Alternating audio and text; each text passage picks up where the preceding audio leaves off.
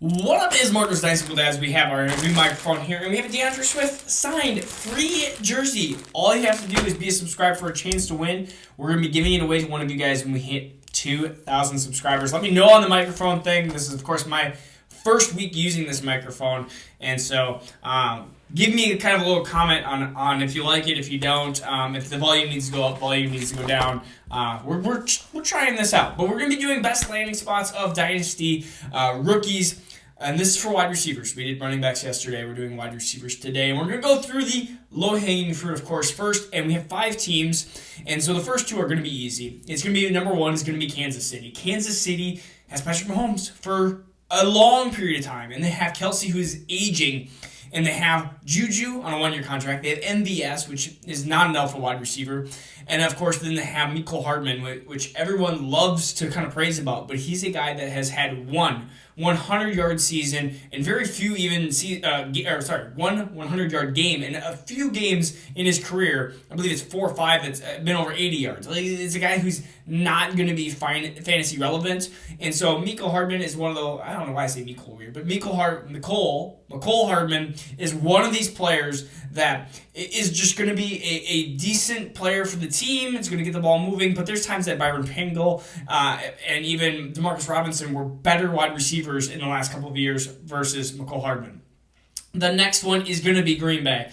You got to love the opportunity that you're going to have with Aaron Rodgers. Even if Aaron Rodgers were to, let's say, retire after this year, look at the wide receivers that are on the team. You have Allen Lazard, Randall Cobb, and Amari Rodgers, who was a third-round pick out of Clemson, who absolutely did nothing. 4 catches for 45 yards, and we know what that looks like in fantasy production for the rest of that person's usual career is not much. And so you're not looking at fantasy football, which this is what we care about, is fantasy football. We want fantasy football producers. I want a Garrett Wilson. I want Traylon Burks. I want Jameson Williams. I want somebody to go there in Green Bay. They desperately need a wide receiver. They've needed one for the last couple of years to be the beta to Devontae Adams. So when he leaves, then you can have that wide receiver go right into that role, which we haven't yet. So now it's just going to be all on that rookie. So Green Bay is going to be one of the top landing spots, and you're going to see wide receivers shoot up the boards when they hit the rookie landing spots. These 2 or 3 might be, well, 2 of them might be controversial because my next one is Detroit, and I know a lot of you guys are Amon-Ra St. Brown fans, and I was as well. He was drafted early in the 4th round by Detroit. They have Josh Reynolds, who even did see some fantasy football production towards the end of 2021. I think we forget about that. Part of it was TJ Hockenson was hurt. DeAndre Swift was also hurt. Jared Goff had issues. They were back to 3rd-string quarterback at times. I think the biggest reason why this could be a landing spot is I think Detroit's going to draft a quarterback. I just have this weird suspicion that they're going to draft a quarterback either at 2 or 32. That quarterback, I think, will be better than Jared Goff. Jared Goff has shown he's shown his cards. I think you're not going to have great fantasy production if Jared Goff ends up being the starting quarterback the next 2 years. But I don't think he's going to be the starting quarterback there for the next 2 years. I see them drafting a quarterback either at 2 or at the end of the 1st, trying to sneak in and having that 5th-year option type thing. We'll see if that ends up happening. So this could end up not being a good spot, but this one for surely will be. It is the Chicago Bears. The Bears, we're just staying in the NFC North. And the NFC North is really weak in wide receivers unless you're the Minnesota Vikings. Woo! Skull. They have Darnell Mooney, which I think is a fine wide receiver. But they need an alpha. They need what Allen Robinson was in 2020 is what they need. They need a target monster. They need a bigger-bodied wide receiver. Darnell Mooney is not that. And so I think the Chicago Bears is a good opportunity with Justin Fields. Will the coaching staff and the Bears try to mess this up? It's quite possible that they can mess this all up, and he might not be a good fit.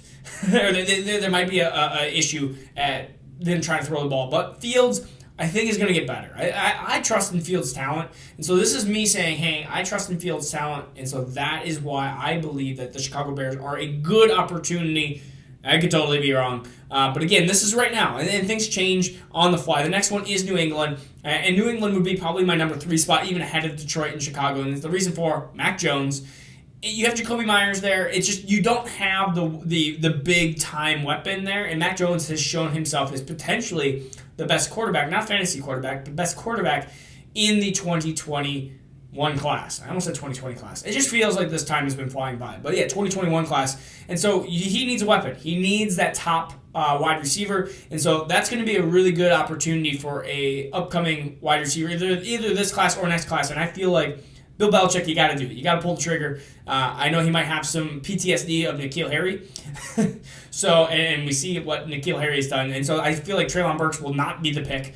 Not even based that I don't think that they're necessarily super similar, but people have been comparing Treylon Burks to N'Keal Harry. And if there's even an inkling of that, I feel if there's just even a smidge thought of that in Bill Belichick's head, he's not going to draft that type of wide receiver. He's going to draft more of a Chris Olave. He's going to draft more of a Jameson Williams. He's going to draft more of a Garrett Wilson, more of a separator and not a bigger-bodied type of wide receiver. I feel like he just would get flashbacks. And then basically there's three, I think, tier 2 that could be into the tier 1. Like you could have Detroit and Chicago potentially drop out of this, which is easily possible. But the three next ones would be the Chargers.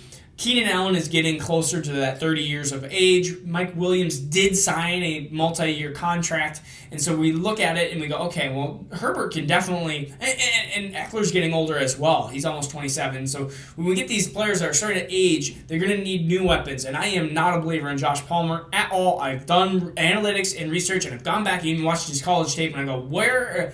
He's Mr. 400 yards, and so I don't see it. I am putting my stamp down that Josh Palmer will not be the answer in the Chargers uniform. I don't think he's going to be it. And so really you could have a wide receiver that turns into being this person that replaces Keenan Allen. And this might be more of a long-term solution, which is why I feel like it's more of a B spot.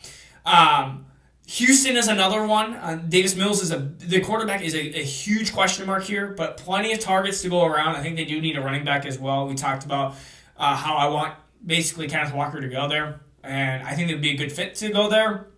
We'll see if it happens, but I think Houston would be a really good spot. And actually, I forgot, there's one on there. Atlanta, of course, they have Marcus Mariota, who's, I believe, a not great quarterback at all when it comes to producing at fantasy level, and he's just a running quarterback.